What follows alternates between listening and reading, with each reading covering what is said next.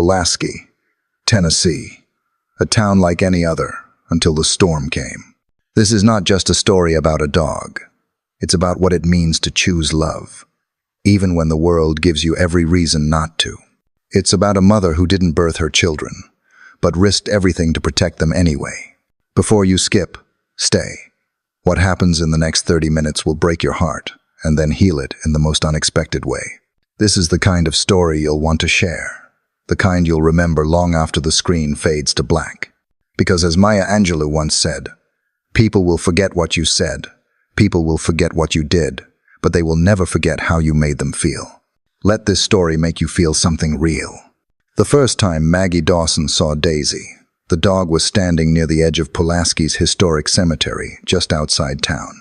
Her ribs pressed tightly against her dull coat, her ears drooped like torn paper, and her eyes, God, those eyes stared blankly past the tombstones, as if she had already joined the dead buried beneath them. She didn't bark. She didn't move. She just stood there in the drizzle, motionless, like a ghost left behind. Animal control had called Maggie at dawn. A local jogger had seen the dog circling the cemetery 3 mornings in a row, always at the same time, always staring at the same spot beneath an old oak tree. Maggie, who ran the county's modest animal rescue, rarely said no. At 65, widowed and semi-retired, she filled her quiet days tending to abandoned pets, lost causes, and those with no place left to go, as she called them. But this one was different. Daisy didn't fight when they approached her. She didn't growl, or wag, or run. She let them lift her into the back of the van without a sound. Maggie sat in the front seat, glancing back through the wire divider. The dog's eyes never left that window. At the shelter, a modest red barn on the edge of Maggie's property, Daisy was placed in a clean, hay-lined kennel. She didn't eat. She didn't drink. She lay curled in the farthest corner, her back turned to everyone, breathing in shallow, steady rhythms like she was waiting for permission to stop. Ben noticed her first. 12 years old, all freckles and cowboy boots. Maggie's grandson was staying with her for the summer. He'd lost his father, Maggie's only son, in the Gulf War years ago. Time had smoothed the sharpest edges of their grief, but not erased them. Some things don't fade, they just grow quieter. "Why does she look so sad?" Ben asked one morning, crouched outside Daisy's kennel, with a slice of banana bread in hand. The dog didn't move. Maggie knelt beside him. Maybe she lost someone. Like us? Maggie didn't answer. She didn't need to. Later that week, the county vet sent over Daisy's microchip history. She had belonged to a family 3 counties over their car, had flipped off a rain-slicked road 6 months ago. The humans survived. Daisy's litter of puppies did not. The report was clinical. The reality was not. Maggie stared at the paper, the words blurring as her hand began to tremble. She looked over at Daisy, still curled in her corner, and felt something shift. That night, a storm rolled in. Thunder rumbled across the hills like distant artillery. Maggie rose from her armchair, reaching to close the windows when she heard a sharp, sudden yelp from the barn. She grabbed her flashlight and coat, and Ben followed barefoot behind her before she could protest. When they entered the barn, they found Daisy shaking violently in her kennel, her paws covering her eyes. Not from the cold, from fear. Each thunderclap sent her body jerking, but there was no barking, no growling. Just silent, shaking dread. Maggie didn't speak. She opened the kennel door and knelt beside her. Slowly, gently, she laid a hand on Daisy's back. For the first time, the dog didn't flinch. "She's scared," Ben whispered. "Like when I used to hear the planes at night. Remember?" Maggie nodded, tears welling. "Yes, sweetheart. I remember." It became a quiet ritual each day. Ben would sit with Daisy while Maggie made her rounds. He'd read to her from old comic books, bring her scraps from lunch, even leave his baseball cap in the kennel so she'd have something that smelled like company. Daisy began to shift, just a little. Her head lifted. Her ears perked when Ben entered. Once, she licked his fingers. Just once. But it wasn't until they passed the rescue puppies that something different happened. The puppies, 6 of them, had been abandoned at the shelter weeks earlier, the usual story. tied in a box behind a grocery store. Scared, sickly, but resilient. They slept tangled together, a knot of soft fur and tiny noses. One afternoon, Ben led Daisy on a slow walk around the barn. When they passed the puppy's pen, she stopped. Her whole body stiffened. She stared through the bars, unmoving. Ben clamped down. "You okay?" Daisy took a step forward. She sniffed the air. One of the puppies squeaked in its sleep, and Daisy let out a low, trembling whimper. Maggie, watching from across the barn, felt her breath catch. It became routine. Every time Daisy passed the puppies, she'd stop. Not long, not loud, just there, present, a still, silent presence. "She remembers," Ben said one evening, as he and Maggie watched the dog from a distance. "She remembers what it's like to be a mom." Maggie didn't answer. Instead, her eyes drifted to the old photograph that still sat by her kitchen window. Her son, James, in uniform, holding a young Ben on his shoulders. "Dogs don't forget their children," Ben whispered. "Just like you don't forget your son." Maggie turned to him, her voice softer than the wind outside. "No, sweetheart. We never do." Outside, Daisy stood at the puppy pen, tail still, eyes calm, not wagging, not afraid, just watching. And for the first time since the cemetery, Daisy looked alive. The barn was quiet that night, except for the sound of crickets beyond the weathered wooden walls and the occasional shuffle of paws on hay. Most of the animals had settled in for sleep, their bellies full, their bodies warm. But Ben was still awake. The boy crept across the barn floor in his socks. The beam of his flashlight kept low, careful not to wake his grandmother. Daisy stood in her kennel, tail low, eyes locked on the rescue puppies across the aisle. She hadn't barked in days. She hadn't growled. She hadn't even made a sound. But whenever the puppies whimpered in their sleep, her ears twitched and her body stiffened like a soldier at attention. Ben stopped in front of a gate, holding his breath. "Okay," he whispered, like he was making a pact. "But just for tonight." He unlatched the gate. Daisy stepped forward slowly, head low, cautious but calm. She didn't rush. She didn't hesitate. She walked straight across the barn to the pen, where 6 tiny rescue puppies were huddled under a heat lamp. Ben slid open the small gate and stepped aside. Daisy walked in without a sound. The puppies stirred, squeaked, and one by one began to sniff the air. Then, something extraordinary happened. Daisy didn't flinch. She didn't leave. Instead, she bent down and began to gently nuzzle each one, licking their heads, cleaning behind their ears, nosing them into a circle around her. Within minutes, they were curled against her body like they'd known her, their whole short lives. Ben sat down outside the pen and watched. His knees were dusty, his elbows bruised from climbing fences and trees earlier that day. But right now, none of that mattered. What he was seeing, it felt like something big. Bigger than bedtime stories or comic books. Bigger than himself. Eventually, sleep tugged at his eyes. He curled up on an old horse blanket near the pen and drifted off, the soft rhythm of Daisy's breathing soothing him more than any lullaby ever could. Maggie found them just before dawn. She had woken from a strange dream, one of those unsettling half-memories from a time you can't quite place, and noticed the back door ajar. She pulled on her coat and boots, grabbed her flashlight, and followed the familiar path down to the barn.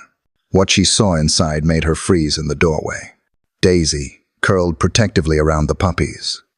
Ben, asleep beside the pen, one hand still resting through the bars, his fingers just inches from Daisy's paw. The old barn light above flickered once, and then glowed steady, casting long shadows and a strange warmth over the scene. Maggie stepped forward, meaning to call out, to scold Ben for sneaking out, for opening gates, for doing exactly what she'd warned him never to do. But her voice caught in her throat, because Daisy wasn't just lying there. She was alive in a way Maggie hadn't seen before. Her eyes, though tired, were soft. Her body, though thin, looked at peace. She licked one of the puppies gently, then let out a sigh. Not of fear, not of pain, but of relief. And Maggie felt something shift inside her, something small and fragile she hadn't touched in years. She didn't speak, she didn't shout, she didn't reach for a leash or call for control. Instead, she walked quietly to the pen, knelt beside it, and reached through the gate. Daisy looked at her, blinked once, and then did something unimaginable. She pressed her head into Maggie's palm. The warmth of that moment moved through Maggie, like light through stained glass. She felt the years she'd locked behind her ribs, the weight of widowhood, of motherhood interrupted by grief, start to soften, to crack. She gently opened the gate and stepped inside. Daisy didn't move. She only shifted slightly to make room. Maggie lowered herself slowly, her bones creaking in protest, and sat beside the dog. Her hand moved to Daisy's back, brushing over the matted fur, the bony shoulders. Daisy didn't pull away. Instead, she exhaled and leaned in, letting her weight fall against Maggie's side. One of the puppies let out a tiny yawn and rolled onto its back. Another nuzzled closer to Daisy's belly. The rest were fast asleep, lost in dreams they hadn't yet lived long enough to understand. Maggie looked at them all. Then she looked at Daisy, at the scars that marked her legs and the sadness that still lingered behind her eyes. "Not your blood," Maggie whispered, "but your heart still remembers." Ends. She sat there for a long time, watching the rise and fall of Daisy's chest, the steady rhythm of 6 tiny bodies pressed close around her. And then, like a leaf caught in a breeze, a sentence escaped Maggie's lips, a thought she hadn't dared speak aloud for decades. "Motherhood isn't about blood," she said softly. "It's about choosing love when there's still pain in your heart." Her voice trembled. "That's what makes it real. She let her fingers trail along Daisy's ear, then looked down at Ben, still fast asleep on the blanket just outside the pen. His freckles danced in the soft light. He looked younger than 12 in that moment, curled up like he did when he was 4 and asked her if heaven had pets. A quiet tear slid down Maggie's cheek. The barn was silent again, except for the gentle snores of puppies and the steady breath of a dog who had nearly given up. That night, without ceremony or celebration, Daisy became a mother again, and for the first time in a very long time, Maggie let herself believe in healing. Not the loud kind, not the fast kind, but the kind that begins in silence, in instinct, and in the willingness to love again, even when it hurts. The morning Sharon arrived, the air was already thick with heat, the kind that clung to your skin and made even the trees seem tired. Maggie spotted her before she reached the barn-tailored khakis, clipboard in hand, lips drawn tight as fence wire. Sharon didn't smile. She rarely did anymore. "Routine inspection," she said, not bothering with pleasantries. Maggie nodded and gestured toward the barn. "We're running a little light this month. Had a few adoptions last week." Sharon raised an eyebrow. "That's rare for you. Usually you're collecting more than rehoming." There was no warmth in her voice, just the clinical tone of someone who had long since stopped expecting good things to last. They walked past the outer kennels, where a few dogs barked sleepily in the sun. When they reached the inner stalls, Sharon paused. Her eyes landed on Daisy, who was lying curled in a pile of puppies, their tiny bodies pressed against her ribs, their tails twitching in dreams. "What's this?" Sharon asked flatly. Maggie didn't answer right away. She watched Daisy lick the head of the smallest puppy, then shift to shield the group from a shaft of morning sunlight. "That's Daisy," Maggie said finally. "She's taken to the rescues, sleeps with them now, watches over them like they're her own." Sharon took a step closer to the pen, her nose wrinkling faintly. "That dog's not on the adoption roster." "No," Maggie said. "She's not." Sharon made a note on her clipboard. "She's old," she muttered. "At least 8, maybe more. Thin, anxious, not spayed." "She's recovering," Maggie said, a bit sharper now. "She came from a bad situation. She's doing better every day." "She's a liability," Sharon said plainly, "and a distraction. These puppies need a trained foster environment, not a traumatized dog pretending to play house." Maggie bristled. "She's not pretending. Look, I know you get attached," Sharon continued, "but we both know the truth. That dog can't breed. She's past her prime. She flinches at every loud sound. If she snaps, even once, those puppies are in danger. She won't, Maggie said, jaw tight. Sharon sighed, like she'd had this conversation too many times with people too soft to face reality. I'm going to log this as a cautionary note, she said. If anything happens, and I mean anything, we'll have to bring her in for behavior assessment. Worst case, euthanasia. You know how it works. The words hung in the air like a storm cloud that refused to break. Maggie stared at her. For a moment, neither woman spoke.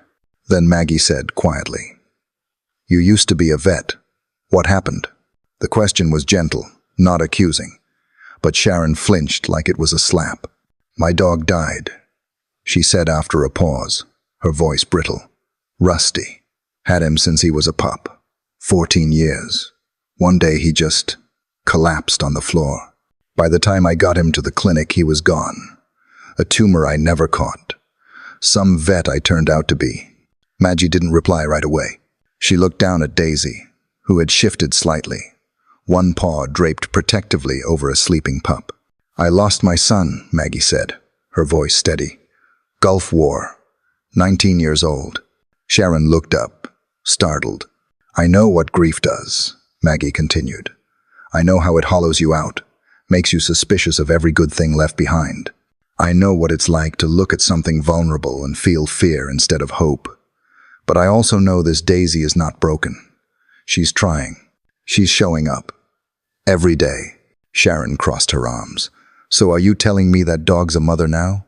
"I'm saying she remembers how to love," Maggie said. "Even after losing everything. That's more than most of us can say." Sharon's eyes dropped to the clipboard again, but her hands didn't move.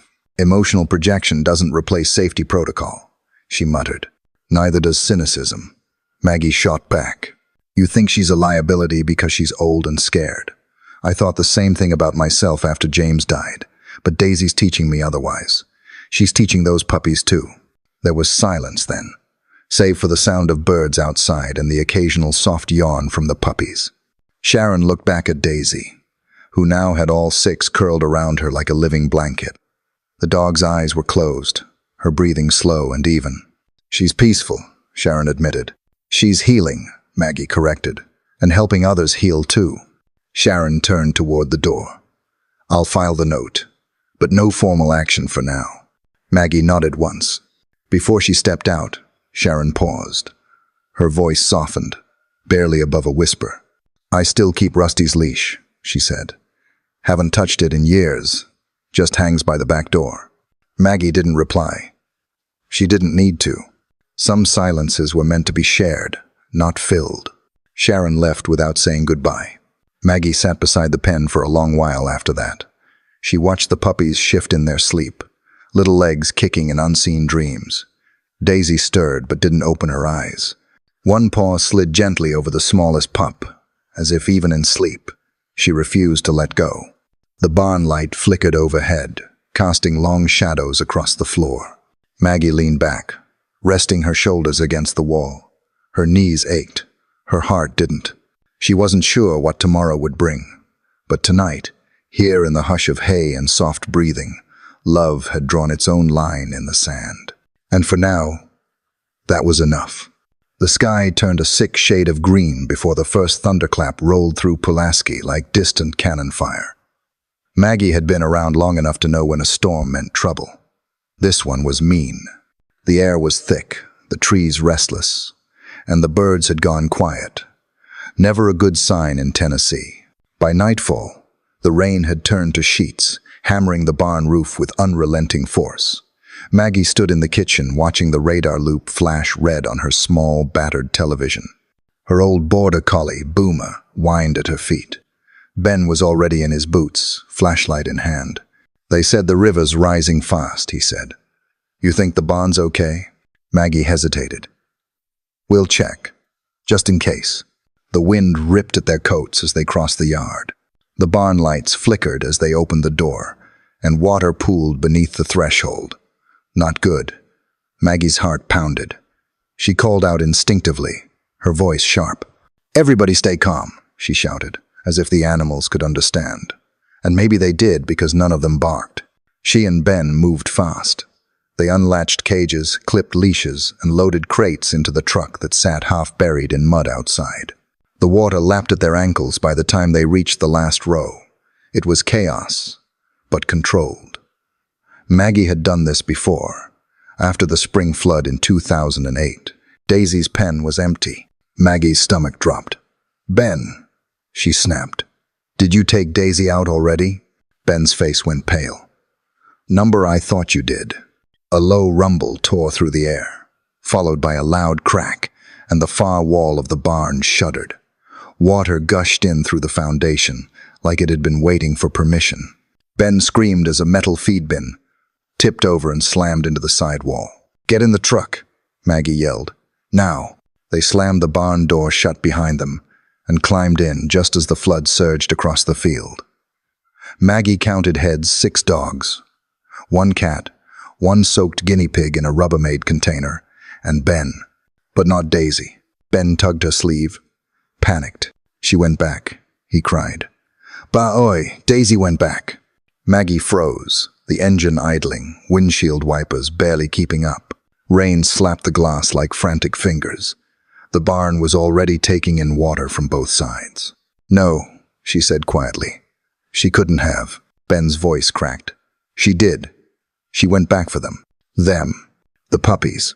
Daisy had turned back into the barn. Inside, the world was water and sound. Daisy had clawed the latch loose with her teeth, lips bloodied from biting at the metal. The moment the door swung open, she leapt through the rising water toward the puppy pen. The hay was already floating in tufts, and 2 of the smaller ones were paddling weakly, their heads barely above the murk. She waded into the pen, nudged the nearest pup upward with her nose, pushing it toward the highest point, a concrete ledge beneath the heat lamp.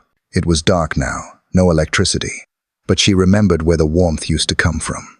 She used her shoulders to corral the others, growling low as she bunched them together against the wall. One by one, she lifted them out of the water with her mouth, not gently, but with urgency. The current was quickening, pulling straw and bowls, and a child's forgotten toy toward the broken back wall. One puppy slipped. Daisy turned sharply, dove after it. The current had taken it halfway across the barn before she caught up. She surged forward, jaws closing around the pup's scruff just before the swirling flood could drag it under. Her legs kicked furiously against the pull of the water, her ribs scraping the submerged feeders, her hind leg catching on a broken board. She yelped, but didn't let go. With a growl more animal than dog, Daisy pushed her weight against the stream, dragging the tiny, trembling body back toward the floating mess of crates and broken fencing near the front of the barn. Her paws found traction on a submerged hay bale. She climbed. There, bobbing slightly in the water, was a large piece of plywood wide enough to hold her and the puppies. It was wedged against a post, temporarily stable. Daisy climbed aboard, turned, and began barking short, sharp, urgent cries. The barn door blew open. Ben was already out of the truck, knee-deep in water. "Daisy," he shouted. Daisy's in there." Maggie yelled, but her voice was drowned in wind. She followed him, couldn't let him go alone. Together they waded through the field, the water up to Maggie's thighs now, her coat heavy as lead. The flashlight beam shook in her hand. When they reached the barn opening, she raised it and saw them. Daisy, standing on the slab of wood like a captain at sea. 6 puppies huddled beneath her chest, tails tucked, heads down. Her eyes found Maggie's, not pleading, not paniksted, just certain. A mother who had made her choice. Maggie gasped. Ben was already pulling at her arm. "We have to help her." Maggie nodded, heart racing. But just then, the plywood shifted. The current had loosened it from the post. It bobbed hard to the left, nearly tipping Daisy and the puppies into the flood. Maggie reached instinctively, grabbing an old rake handle from a pile of debris and stretching it across the current. "Hold it steady," she shouted to Ben. Daisy lunged forward, using her front paws to steady the board. She nudged the first puppy toward the edge. Ben reached in, arms shaking, pulled it free.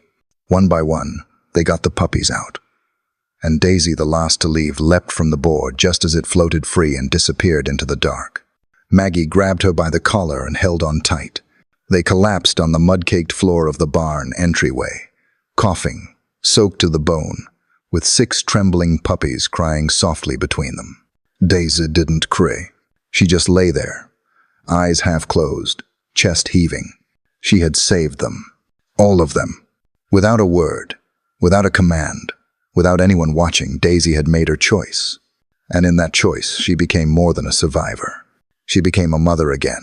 Dawn came slowly to Pulaski, the sky smeared in heavy streaks of gray and copper, like the world was trying to apologize for the night it had just delivered. The storm had passed, leaving behind a sobbing landscape. Fields flooded, trees uprooted, fences twisted like wire hangers. The air smelled like river mud and wet wood. Still, there was a quietness to the morning that felt sacred. The county rescue team had been mobilized before sunrise. Reports of missing animals and isolated barns poured in. Maggie's farm was near the top of their list. The main house was still standing, but the barn had taken the worst of it. The back wall was split in 2, and the foundation sagged where the creek had overrun its banks. But Maggie wasn't in the house. She and Ben were already out searching. They moved through the wreckage in rubber boots, soaked to their knees in freezing water. Maggie's body ached, her hands stiff and scraped, but she didn't stop. Daisy had vanished during the final surge. One moment she had been beside them, soaked and shaking. The next she was gone, swept away with the makeshift raft of wood she had climbed to save the puppies. Ben carried a flashlight, even though the sun was up. It wasn't necessary anymore. But the beam gave him something to control, something to hope with. "There!" One of the rescue volunteers shouted from a tree line 100 yards from the barn. "I see something on the water." They ran. Maggie's boots sank into the sludge, her heart pounding like it was stuck in her throat. Ben sprinted ahead, his voice catching in the wind. The floodwaters had pushed debris across the property and into a grove of old oak trees. One of those trees, gnarled and wide, had caught something in its roots, something pale and long and bobbing gently in the shallows. It was a sheet of plywood, and on it was Daisy. She was lying motionless on the wet wood, her body curled loosely, as if she had collapsed mid-watch. Her fur was matted with mud and river silt. One eye was slightly open, but unseeing. 6 tiny bodies were nestled into her belly. 6 puppies, alive, warm, breathing. Their chests rose and fell beneath her soaked fur, each one tucked tightly into the arc of her torso like commas, in a sentence she hadn't finished. Sharon was the first to reach them. She had driven in from the shelter as soon as she heard the reports. She hadn't said a word to Maggie upon arriving, just nodded, pulled her hair back, and joined the search like any other worker. Now, as she stood at the edge of the water, her breath caught in her chest. She stepped into the shallows without hesitation. The cold nearly took her legs out, but she kept walking until she was beside the raft. Herr Knies, Buckle. Sharon dropped down beside Daisy, her hands hovering just above the dog's neck. She didn't touch her, not yet. She just looked. Her throat worked hard around a sob she hadn't expected. "She saved them," Sharon whispered, voice cracking. "Every single one of them." Her fingers finally found Daisy's side. There was a heartbeat. Faint, but there. Sharon broke. Tears poured down her face without resistance. She lowered her head and pressed her forehead to the dog's mud-streaked fur, the puppies stirring gently between them. She taught me. Sharon gasped. Taught me that losing something doesn't mean you stop feeling. She showed me that. Loss isn't a reason to close off your heart. It's the reason to keep it open. Behind her, Maggie stopped in her tracks. She had heard the words. All of them. She knelt beside Sharon, placing a hand on the younger woman's back. There was no judgment in the touch, only understanding. A bond quietly formed in the shared silence of 2 women who had each loved and lost. Ben, standing a few feet away, crouched by the puppies, his hand gently resting on the smallest one.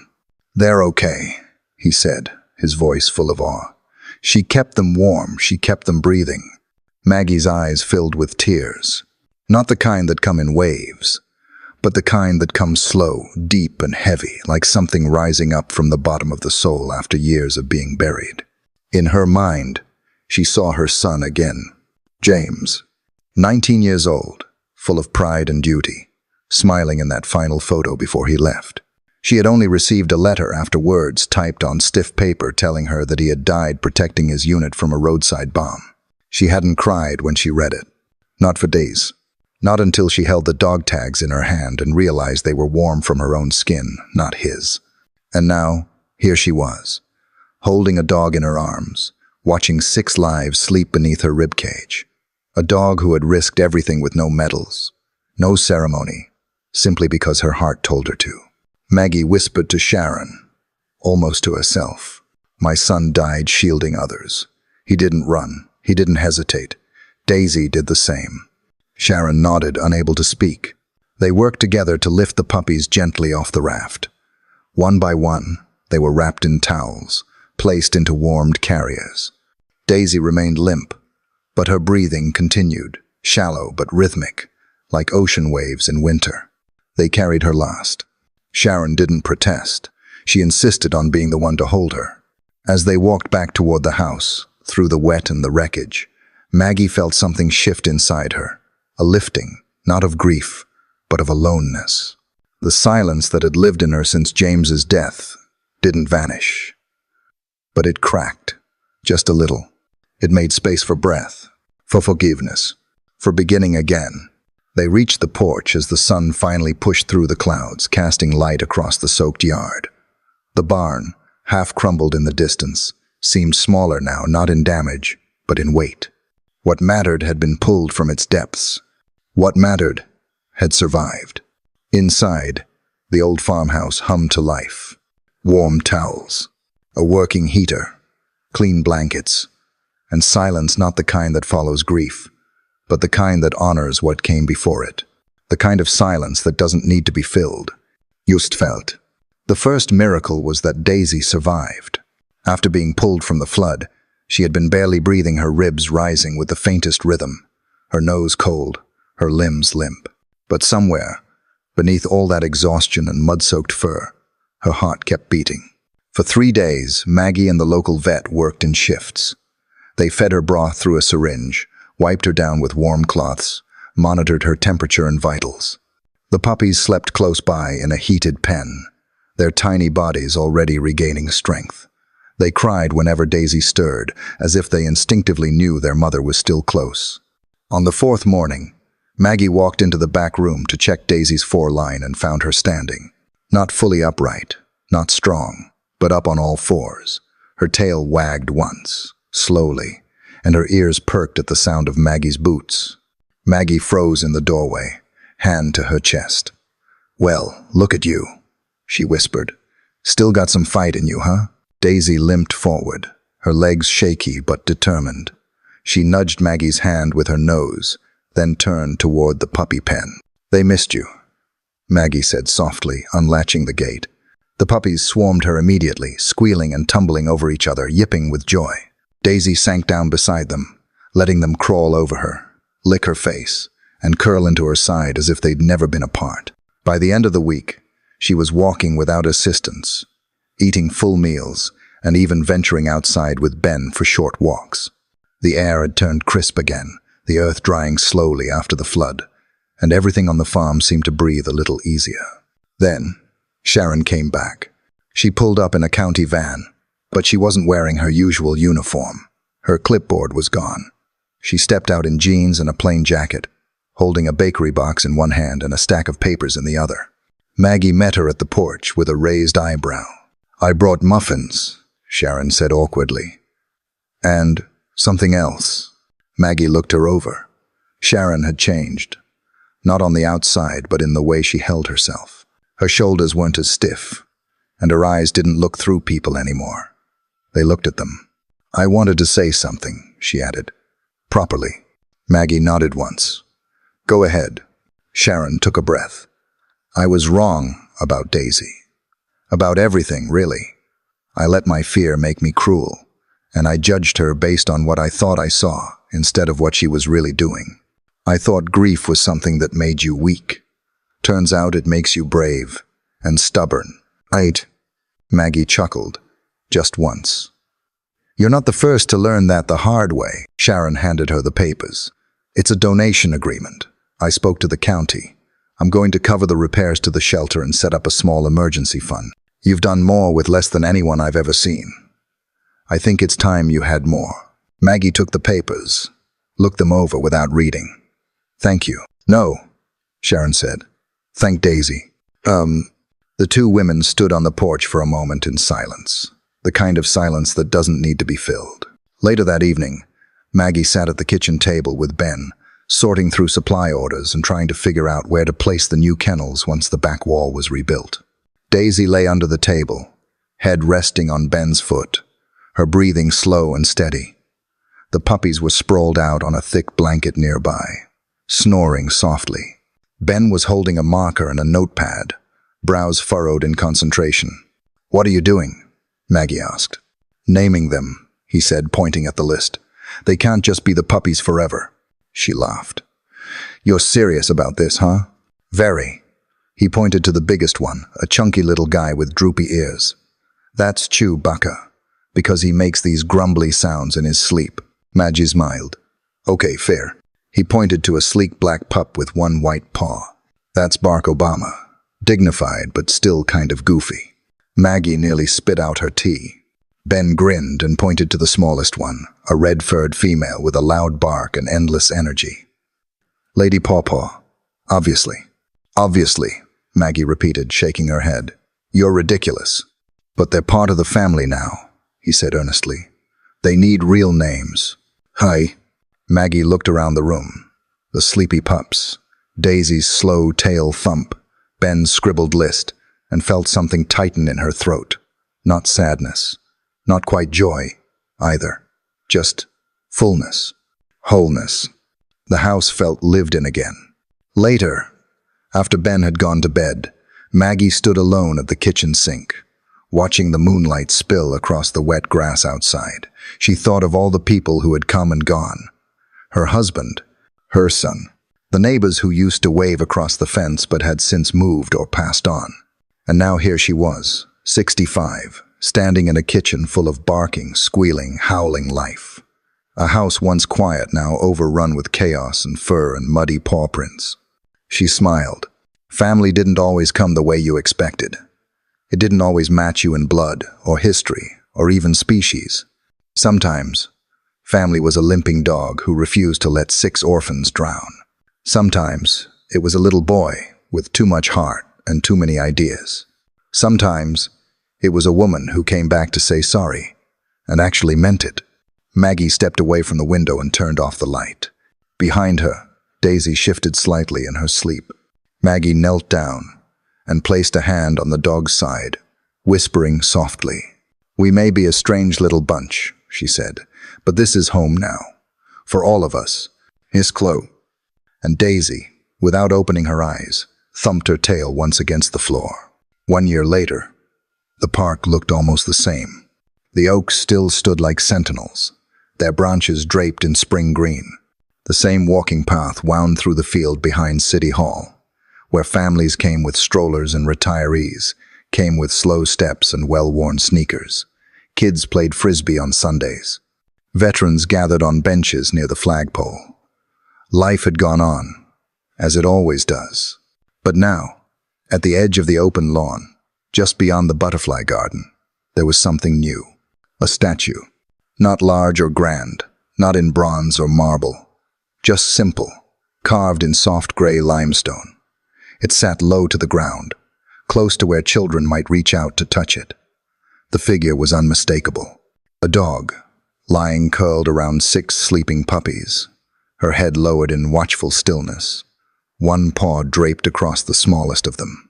Her eyes were closed, but her expression, calm, fierce, gentle, was unmistakable. On the small plaque beneath it were just 7 words. She chose love, not blood. The unveiling had been quiet, just as Maggie had asked. No press, no fanfare. Only a few folding chairs set out for shelter staff, volunteers, and some neighbors who remembered the flood and the story that had spread after. Daisy had passed away quietly in her sleep the previous fall, curled up on the back porch just after sunrise, her puppies now full-grown resting near her. Maggie had buried her beneath the oak tree on her land, wrapped in the same blanket Ben had laid over her after the flood. Ben was 13 now. He had grown taller and louder, but he still came to the shelter every weekend, still carried treats in his backpack, and still called the puppies by their ridiculous names. Chew, Baka, Barack Obama, Lady Pawpaw. They were family after all. And today, Maggie stood beside the statue with Ben at her side, one hand on his shoulder, the other holding a worn photograph of Daisy, taken a week after the rescue. Her fur was still scruffy, but her eyes were full of something that hadn't been there before: peace. Around them, a few townspeople lingered, reading the plaque, taking photos, kneeling beside the stone to leave flowers or notes. One child set down a stuffed animal, a plush yellow lab, missing one ear. Then, a man appeared, elderly, slow-moving, wearing a faded military ball cap and a neatly pressed flannel shirt tucked into khaki pants. His shoes were dusty, his gait stiff, but his eyes were sharp, and he looked directly at the statue as he approached. He stopped a few feet away and stared. Long, not blinking. Maggie noticed him, but said nothing. He stood like that for nearly 5 minutes. Then, without a word, he removed his cap and held it against his chest. Ben looked up at Maggie, unsure. The man finally spoke, his voice gravelly and low. "I had a dog once. Vietnam. Her name was May. Trained to sniff out explosives. Saved my whole unit more than once."